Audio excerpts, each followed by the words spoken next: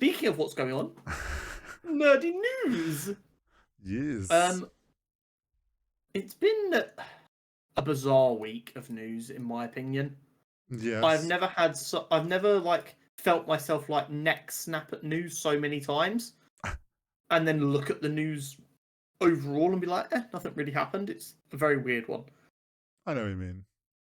Starting at the top, Mm. Giancarlo Esposito has said in an interview of IGN at Fan Expo Cleveland that he'd love to join the DCU as Mr. Freeze.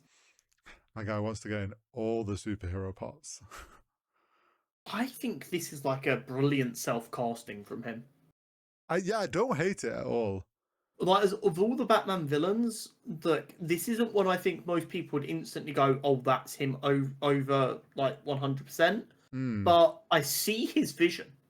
Yeah, and like we know DCU is going a bit more fantastical with their stuff.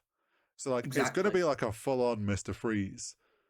So And I he think can definitely, the way he acts and the way he talks, he can definitely bring across the passion of Mr. Freeze and the intelligence yes, really well, I think. I would agree there. So I wouldn't be against this at all. No. The chairs, as The it will famous forever be chairs, known. yeah. Yeah. Got 275 million live views, making it an incredibly successful marketing stunt. Yeah. And in the couple of days post the chairs, based on tweets and comments from people involved, it looks like there are more stunts planned to reveal more cast members down the line. With rumours that people like Halle Berry don't currently have a contract signed, but negotiations are happening, which is why they couldn't be involved in this reveal. So it's a little bit scary that the film's already kind of under production and not everyone who's in the film has got their contract squared away. That's a little bit concerning. But we do have more stunts planned to reveal cast members by the looks of it. We also know often in production can literally mean, oh, they've started building sets and stuff. Like, Yeah. it can be as simple as that. I also, part of me does wonder for any of the actors or actresses, agents that were maybe being a bit slower on negotiations, whether this also. Let's put a rocket up their ass. Yeah, because let's be honest, if you're an ex Marvel or Fox actress, you've just seen the internet lose their minds over who's got cashed. You're going to be on the phone to your agent, be like, I thought we had a contract for them. Like, how are we not locked in yet? How's this not sorted yet? Have we missed the boat on this? What's going on? Yeah, very true. So maybe they're using it as a bit of a negotiation tactic, just to help Very push possible. along some of these things. An odd one that seems to just come out of nowhere, and this was announced before CinemaCon, and then kind of more information is going to or has already been given at CinemaCon. But Nintendo has announced they're doing a live-action Legend of Zelda movie, and it's due to release March 26, 2027.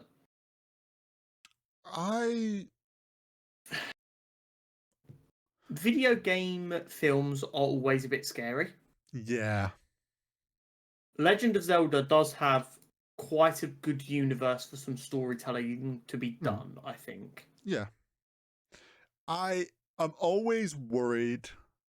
I'm down for a Legend of Zelda movie. I think, like you said, the world has plenty there that they can tell stories in. My worry always with video game adaptations into films is when they say live action. It's what do you mean? Yeah, it can work, but then you can have situations like Minecraft, the Detective Pikachu, I think, was somewhat okay received, but it was like wasn't like an amazing Pokemon film because that was live action with like animated Pokemon around. Yeah. There's a world where this could be great. There's a world where this can come across really not great at all. I think that is probably the fairest way to put this across. I think it's completely fair to be a bit apprehensive about any video game, adaptations to film and TV, because very rarely has it been done well. But all of like the really good versions have happened closer to now than anything else. You know what I mean? Like the Sonic films have only got better, and they've been the last few years. Fallout was a great success. The Last of Us show. So it's definitely time to be cautiously optimistic. I think it's not as doom and gloom. I feel like 10 years ago, if you saw your favourite game was being made into a film, you just went, "Oh God, that's going to be terrible." Yeah. But still a little bit skeptical. And I do agree that live action, depending on what they mean by that, if they're going to try and do like the live action Lion King, which was still all just 100% CGI'd animals, if they're going to try and go that way, it could go wrong very quickly. We'll have to wait and see. Yeah. Now, this was an interesting story that happened in 2 parts, but I've put it together. Multiple major Hollywood studios had asked YouTube to redirect any money being generated from fake AI trailers to them so that they didn't have to copyright strike taking the videos down. However, YouTube has since just demonetized the videos instead. Now, this is a really interesting thing, and I think a lot of people look very surface at this and just go, okay, cool, whatever, and move on with their day. I'm going to give YouTube a lot of credit here. I think they may have saved the day. Oh no, because I think they made the correct decision. And I think me and you are probably going to be on a similar page about this. Studios rather just generating money from fake AI bullshit instead of copyright striking it for damaging their IP is actually terrifying. The notion that they don't mind AI generated slop as long as they get the money from it is a big problem. Any studio that would have just gone, anyone who posts any of our IP generated with AI needs to be banned. We want them gone. I would have had a lot more respect for them because they'd have been like, no, we don't play with AI like that. I think Hollywood studios wanted YouTube to go, yeah, okay, we'll just give you the money, because by that stuff being out there, people become more accepting of it. Exposure breeds acceptance. It is that simple. And by being more accepting of it, people then won't kick up as big a fuss when studios try and really implement it. We've already got a big issue, as we've discussed for the last year and a bit, of studios trying to get rid of any AI protections for performers. Yep. Shout out YouTube. I think they've done the best they can in a difficult situation here and just gone, no, them videos are making no money. We're not giving it to anyone, to try and just stop the studios from thinking that this is the first sign of everyone just going, yeah, AI is fine. So I agree with you, but I disagree on why I think YouTube did it. I don't think they have done it for the greiter good of us and I don't think they've done it for the greater good. I think they've accidentally done the best thing they could have done. I agree there. I think you're spot on with the idea that they're probably their thought process from the studio side of things is, if we allow this, we can make some money that in a surface level, if you take the AI stuff out of it, you're like, that kind of makes sense. If they're not like taking down any of these like fan-made things, that's actually quite a good thing. These people aren't getting like cease and desists, like if they're just making their own edit of a trailer or something. But like adding AI gets in messy. But I think you're right in the also thinking the angle of, oh, if we let this happen, more people see it, they get used to AI, which then means people are going to be less outraged when we start mentioning AI.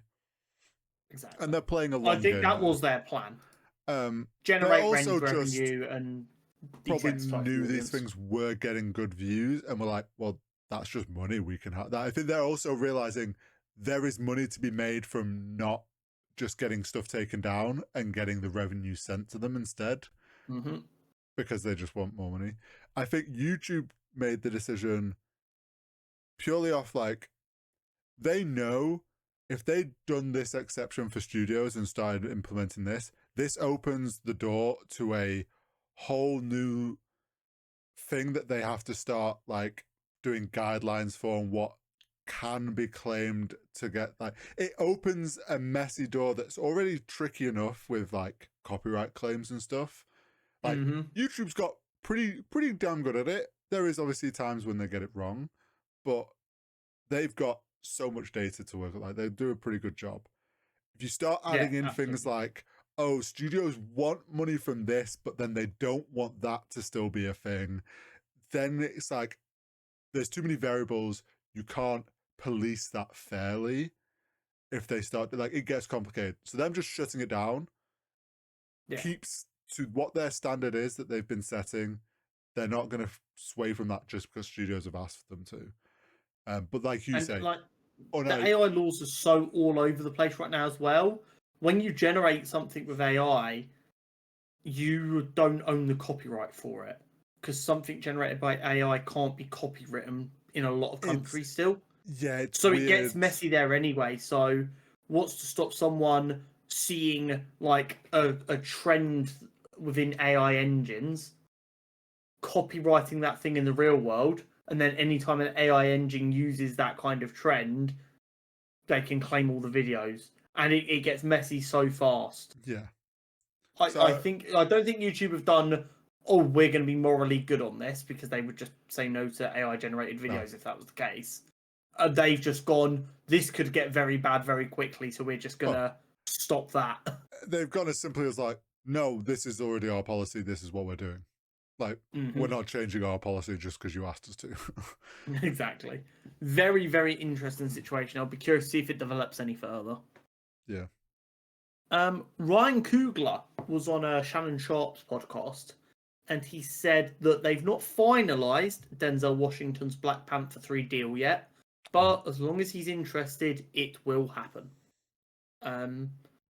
Obviously, Denzel Washington accidentally leaked a Yeah. few months ago now. Maybe it was the back end of last year, I can't exactly remember, that he was going to be in Black Panther 3, which is a beautiful full circle moment. Obviously, Chadwick Boseman has always said that without Denzel Washington, he would never have been an actor and he would never have been the Black Panther. So it's a beautiful full circle moment we're going to get. As well as that, Denzel Washington is a generational talent. I'm very curious to see what he'll bring to a Marvel film. But just get the deal done, please. I mean, Get Black Panther 3 rolling. Get Denzel doing whatever Denzel's going to do in that film. I feel like this is just PR training. Like, Denzel spoke way too early. Like, this is probably taking the normal amount of time to get this contract sorted. And then Ryan's probably been told, if they ask you a question about Denzel, this is the answer you have to give, so that we're not in any trouble if anything with this changes. Yeah, Like, major star. it could literally be signed next week, but he'll have to say, we have not finalized. That's all he's allowed to say. Yeah, for sure. I'm sure it'll happen. I really hope it does. Like when that news got leaked, I sent it to you. I was like, "Oh, that's exciting." I'm sure. So I'm very curious. It's one of the ones that I'm keeping a very close eye on. Gen V season two. Date and trailer should be coming soon. The showrunner has said that it's basically all done. They're just finishing up some bits. They're very excited about it. They think it's better than season one, and they're excited to show everyone what they've been working on. So hopefully we should have some information on that sooner rather than later. I like how that's tied up with Reach is finished, so now they need to tease the next thing to get people to watch Prime. Some amazing news for just cinema. Mm. Coyote versus Acme was a film being made by Warner Brothers. Late last year, it got announced that despite being finished and test screenings being incredibly well received and everyone being very excited for it in that sphere, they were just going to shelve this film and never release it, and they were going to take the tax break from it. There was a lot of pushback from the internet, and they shopped it around a little bit, and then nothing came of it. So everyone was like, "Oh, the dream is dead." As of this week, the distribution rights and everything of Coyote vs. Acme has been sold by WBD to Catch Up Entertainment for $50 million. The film is going to get released. It's going to get a full worldwide theatrical release either later this year or early 2026, I think the report's currently saying. I'm going to make a demand of both of us now that when it eventually comes out, we go see it. I know it's not the kind of thing we'd probably normally see. I was already going to go see it. Knowing this film only needs to make $50 million for this company to make profit Hmm. on something that was going to get shelved is the kind of bit of my heart that like hates capitalism, loves a little bit. The idea that WBD have paid to have this film made, they were going to shelve it, they sold it for $50 million, and now another company could make huge profit if we all just go and see it. Well, yeah, It's brilliant. it allows us to give a middle finger to Warner Brothers. Literally. Stop shelving films. After this got announced, some of the people that I'm guessing saw the test screening have like A lot of people who worked on it as well were like, "Oh my god, thank you guys so much."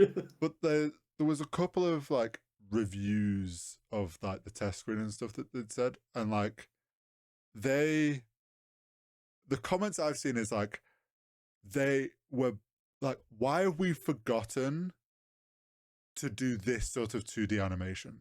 Like, where is this? Like, apparently it's like, it is like the great 2D animation we loved back again. And it's like, why have we forgot about doing this sort of 2D animation? So like that immediately I was like, oh, I'm going to have to see this when it gets theatrical. Because it sounds like they've done a great job with this film. We need, and if anyone knows of any like apps that exist that kind of do this already, please do let me know. I need an app that lets me know all films that are coming out with like a 2-line synopsis of like the idea of it and like a genre tag, so that I don't miss out on smaller films that don't have insane marketing budgets that I might be interested in, because it is like a full-time job keeping up with all the stuff that I know I'm interested in, let alone the stuff that I would go and see if I knew was coming out. Yeah. And I need an app that I can open. I go, I want to know when anything that is this kind of film is coming out, and where I'll be able to watch it. And you know me, I love the cinema. I'll go to the cinema fucking 4 days a week if I can. I don't give a shit. I'll do it. But yeah, very cool. Nice to see that when we put our minds to it, sometimes we can actually get something done. And now we need to reward Ketchup Entertainment by making that film gross like $600 million. And also, like, it sends the right message if Ketchup Entertainment can buy this film for 50 million, make 600 million. There's going to be a bunch of other companies who are like, what films can we save that people would like to see? Let's send the right message about how art should be handled. Maybe Batgirl can be saved. Imagine the scenes if it turns out Batgirl hasn't actually been deleted off the servers and we can save it. Someone has, like, the editor has a copy of the final edit on his home PC that he refused to tell anyone about. Nathan Fillion, who's of course been cast as Guy Gardner in Superman, has been confirmed to be making an appearance in the Lanterns TV show. I mean, it makes sense. It does make sense. I'm very curious about this because the vibe we've been told about from Lanterns is like a True Detective vibe. Which, of course, is going to be a bit weird because it's quite sci-fi inspired, being Green Lanterns. Yeah. So we're not 100% sure what the tone of that's going to be like. But we've already seen a bit of Superman, and we know the tone of that is different to what you'd expect from like a proper Midwestern detective show at the same time. So having our first, like, this is realistically probably going to be the first character we see in the DCU go between projects that might be tonally quite different and get to see how that's going to work. And I'm curious to see that. For me, that might be a Schrodinger's cat almost of is this idea of what they're going to do for the DCU alive or is it dead? Yeah. Yeah. I mean, it also could just be that we're being completely blindsided what the vibe of Lanterns is going to be. Yeah, maybe we've misunderstood what Lanterns is going to be like. Absolutely. That is another very possible option. So yeah, we'll have to wait and see for that. I'm curious. I know people are a bit on the fence about Nathan Fillion as Guy Gardner. I'm not too much of a knower on the Guy Gardner lore. I don't know if it's good or bad casting. I will take him at face value in Superman. Then we'll see from there. I heard it's going to go so well that you're going to get a bowl cut. Imagine. We're going to do a little mini CinemaCon catch up, just talking about the big announcements and dates. Next week, once CinemaCon is fully finished, we'll do a proper in-depth look at what was discussed. Yes. The big news: Beyond the Spider-Verse, June 4th, 2027. There was a little bit of footage that apparently was mind-blowing and very different. Yes. They're working on new crazy animation styles for this film that have never been done before. Yeah, so Take your time. If you have to delay a little while, we'll understand. This film needs to be perfect. Respect your artists. according to what they said and showed, the reason this got pushed back so much to the date Was it's because it was now never possibly going to be ready. was because they've got new animation techniques. Which the funny thing I've seen people going like, what techniques have we not discovered already that they are like pushing to, like, how have we not reached max level of animation already? It's 2025, which I'm like, fair point, but it would be like if someone went, I've discovered a new colour, although scientists are adamant there's no more new colours. If someone was like, I have discovered a new colour, everyone would be like, the fuck do you mean? I thought we finished that side quest as a species. I bet it's like someone at the animation studio saw like someone's personal little animated short on YouTube that does something like really cool and like, we need to do that in a film, which is like usually would be too expensive, but they're like, we're doing it.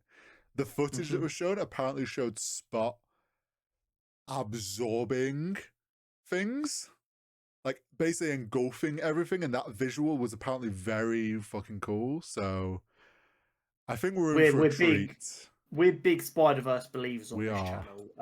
So getting a date for that, although this date will absolutely change because no date has ever stayed the same in the history of cinema, it's still exciting to know that it's actively being worked on and they think it's going to be ready in about 2 years. So hype. Spider-Man 4 MCU. Spider-Man Brand New Day. Yes. July 31st. July 31st, 2026. So that'll be about 2 months after Doomsday. Ooh. Hadn't worked that one out.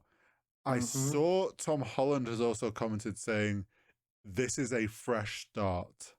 Yes. There's a lot of things to be excited about. We'll go into a lot more detail next week, but the director is obviously the director of Shang-Chi. Yep. Which has people quite excited for maybe the action sequences. Tom Holland's been very clear this is a pretty fresh start. Then no one's officially said it because of the connotations, but it's believed to essentially be a soft reboot because I understand they maybe went a bit wrong with the idea of Spider-Man. Daniel has said that right now he's looking at the human and the failings of Spider-Man as a character. So maybe we go back to Peter Parker not being this perfect person and maybe being a bit flawed, which is a big issue people have had with Spider-Man in the last few years in media. It's exciting. I will discuss. I'm just going to tease this bit, but we'll discuss it in more detail next week. Obviously, the first trilogy was all about home. So people are trying to work out what word here might be the word for this trilogy because they're assuming there will be another one. People are assuming it's day, and that scares them. If you know, you know. We'll discuss it next week. I would have also guessed day, but I don't know why that should scare me. That's potentially quite scary. John Wick 5. I was right, motherfucker. Yeah, I will hold my hands up. I was like, oh, we're not gonna get John Wick. Like that's sold out, like played out. But we know they're doing spin-offs. Yeah, and we did. We got the ballerina one. They showed some. Yeah, we knew there was going to be a lot of stuff about ballerina because that's coming out soon. We predicted maybe they'll announce another spin-off. But I said maybe we'll get a John Wick 5. I've seen a lot of people already online going, I don't mind there being a John Wick 5, even though he died, but let's make it him fighting in the depths of hell. I saw you quote tweet that because like I saw the announcement. I was like, oh, why are we doing this? Just let the man rest. Like the man has chronic injuries that like he shouldn't be doing stunts anymore. Like in the nice, like I love Keanu Reeves, but like let the man rest. Why are we doing another John Wick? And then I saw your thing of like, what if this is him fighting in hell? And I was like, is this the closest we're gonna get to Constantine again? I like the idea of John Wick 5 being in hell and it ending with him being Doom guy. Imagine. John Wick films end up being a prequel to Doom. Ends with him getting sent to heaven. Imagine. Gets to see his dog again.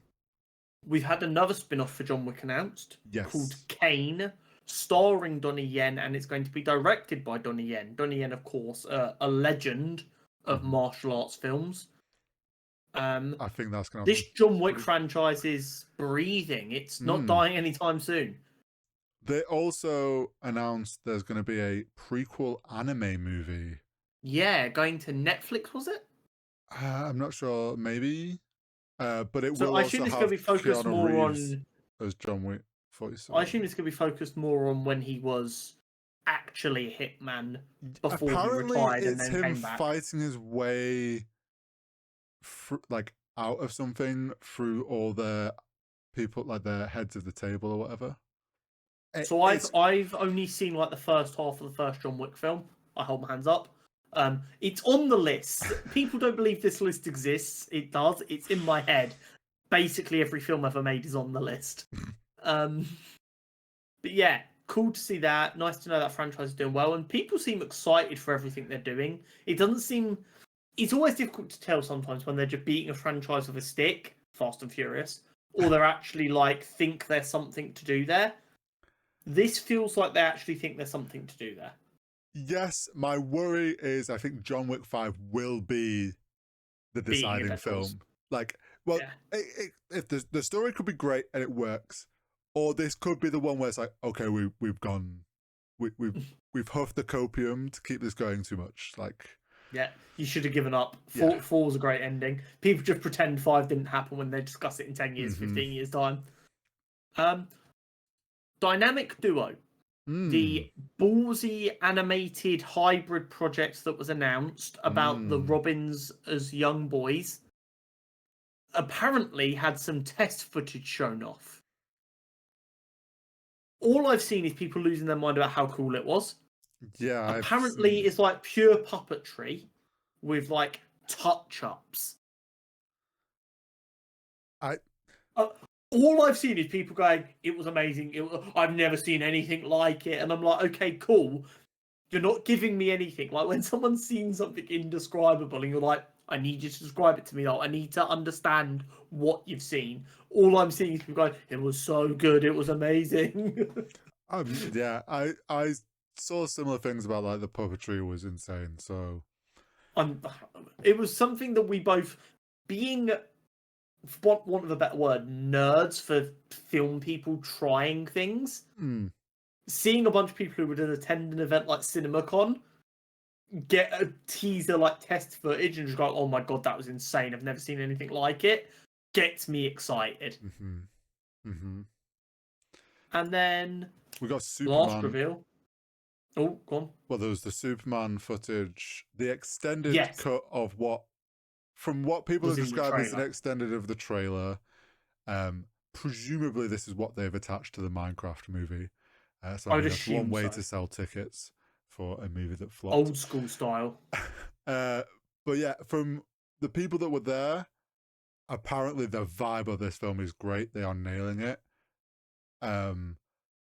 They got to see actually in the Fortress of Solitude. Yeah, apparently the door was S-shaped, which they were pretty happy with. Got to see the Superbots coming over and helping Superman after Krypto dragged him to the fortress. Yeah, so people are excited. Yeah, it potentially could slap this film. We're getting very close to me sending James Gunn daily tweets asking for the second trailer, to be honest. I'm very excited for July. Jurassic World looks good. Fantastic Four looks good. Superman looks good. I just need more trailers. They're making us wait. They are, and I'm getting sick of it. Now, something we discussed previously, the Star Wars on Disney Plus has done a couple of anthology series, Tales of the Jedi and Tales of the Empire. Tales of the Jedi we both loved. Tales of the Empire we thought was a bit so-so. But the concept, we thought there's a lot that can be done there. Yes. And Tales of the Underworld. Yes, back when Tales of the Empire came out, we both, I think, had liked opposite episodes more for different reasons. But it didn't hit as well as Tales of the Jedi. I was like, something that would be really cool would be Tales of the Bounty Hunter, and we get Boba and maybe like Cad Bane or Yondu or something like. We get some more stories there, and then yeah, today out of nowhere they're just like, yeah, Tales of the Underworld's gonna follow Ventress and Cad Bane, and the trailer for it looks like this has me way more hyped than the Tales of the Empire one did. I think that is completely fair. I'm not quite as excited for this as I was Tales of the Jedi, because Count Dooku and Ahsoka are like two of my Yeah, favorite characters. I love them, but this could be pretty cool.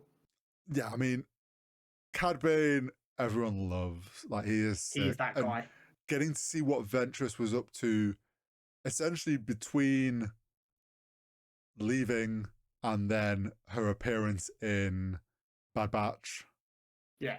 Like we're gonna get a little bit of a in between to find out what she was up to as a bounty hunter. So yeah, I mean it has me hyped for some Star Wars. I would like to see them recover this concept and get back to closer to what the first season was like. Yes, agreed. If they continue on the downward slope, though, I'm gonna have to ask them to pull the concept off life support and focus on more seasons of Visions. Yeah. But yeah, so that's a cool little reveal. Obviously coming out May the 4th, because when else would you release something? And we'll cover it when it comes out. I'm sure it'll be. I think once again it's 3 episodes for each character. Probably, yeah. And they'll be like 10 to 15 minutes. Yeah, they're usually quite little short ones. So yeah, I think that was one of our issues with Tales of the Empire. They felt even shorter. I'd kind of be happy for them to bump them up to like 12 minutes an episode and actually feel like a bit more happens.